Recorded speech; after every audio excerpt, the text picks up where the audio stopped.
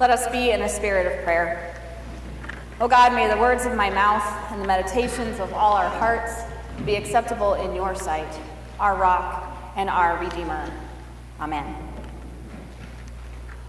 So a couple weeks ago, we heard about Paul, if you'll remember, Paul's vision on the road to Damascus.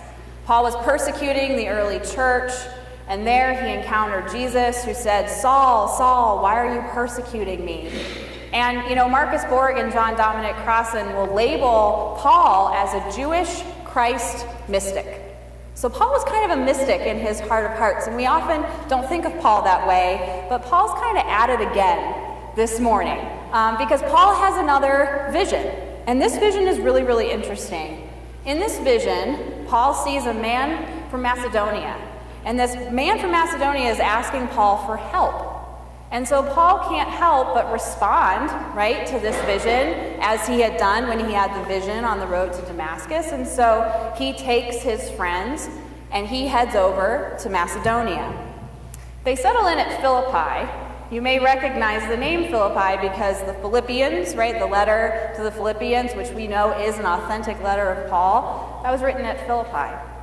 So Paul's kind of settling into his ministry and his mission at Philippi, and on the Sabbath, he goes down to the river, which is kind of a strange place. But he goes down to the river because he hears that this is where people are gathering for the Sabbath.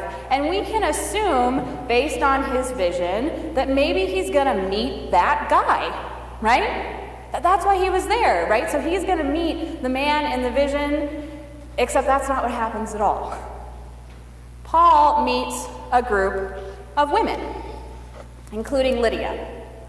So I'm going to use my woman card this morning, and I'm going to talk about a significant woman in the Bible, and that's Lydia. If you get nothing from this homily but that Lydia is this awesome figure in the New Testament, that is enough for me. So Lydia is this amazing figure in the New Testament. She's independent.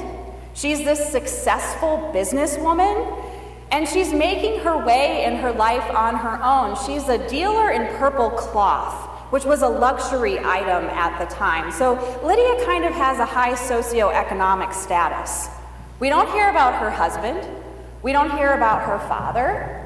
And actually what we hear is that Lydia has her own household, which was unheard of at this time. I imagine like the soundtrack of Lydia's life today would be like Beyonce, right? Like Lydia is just awesome, right? She's like this independent, fabulous woman.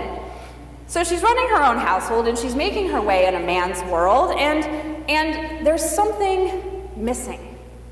There's something missing beyond the economic and social success that she's achieved in her life.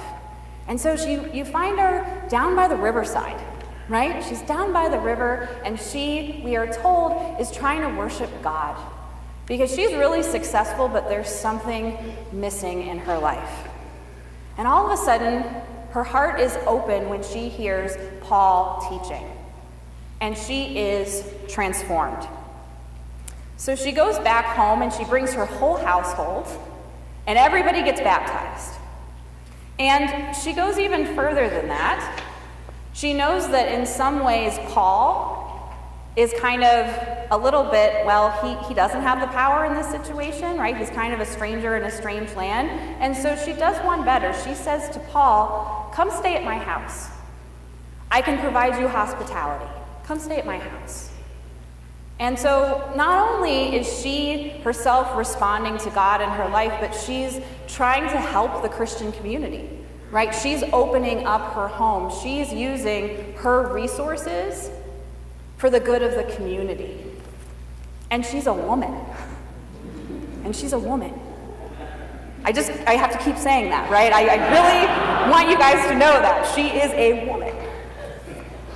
So remember, Paul is supposed to be in Macedonia because he's answering that plea from that man, and instead he encounters a business woman.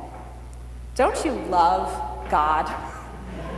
Don't you love this surprise? Lydia's really longing for God's grace in her life, and we see that her human longing, her human obedience, all of a sudden meets the divine initiative of God, and in some ways, the rest is history. I think God works in our lives in surprising ways. I think sometimes we may have that vision of that man pleading to come to Macedonia, and it doesn't end up that way at all. So I want to tell you a story about how I see this playing out in modern life, and it's a story from a UCC minister named Eric Elness, and he's serving a church out in Omaha, Nebraska, and he has like an online ministry called Dark Wood Brewery. He's really big sometimes in going into having theological conversation in bars of all places. You know, I mean, he's really this remarkable figure in our United Church of Christ. And so he tells this story about working every summer at a salmon cannery in Alaska. He's from the Pacific Northwest, and so when he was in college, that's how he would make money to be able to put himself through school. The hours were really brutal, but in 6 to 7 weeks in a summer, he could earn enough money to cover his college costs when he factored in financial aid, student loans, a little bit of help from his parents, and then this salmon cannery job. He was able to piece it all together and put himself through college. So the summer before his senior year, the salmon decided to go on vacation or something. They weren't really showing up at his cannery, and the cannery sent him home early. And even with piecing odd jobs together here and there, he was only able to scratch up $1,200 of the $8,000 he needed for his private school to go back to his senior year. And so he began walking along the bluffs in Alaska with the ocean right there, and he began to just cry out to God that he needed a miracle. At that time, he had already felt his call to ministry, and so he knew that he wanted to go to seminary, and so he actually felt really angry because he's like, okay, God, I can barely get through college. How am I going to get a Master of Divinity degree and go to seminary, Do you want me to be a minister or not? He started having all these desperate thoughts. Do I have a rich relative that I don't know about? Should I buy a lottery ticket? Is there any possible way that I can make up this money that's missing? He was really lost, and he was really scared. And so 3 days before he had to leave and go back to Washington State with $1,200, nothing, basically, he had an experience of hearing the voice of God in his heart, what we would maybe call the still small voice of God. And this is what he heard. You're asking me for the wrong thing. Don't ask for the money. Don't ask for a cheap trick to avoid defeat. Ask instead for assurance that I, whom you love so well, love you back, and that I will be there for you just as much in defeat as in victory.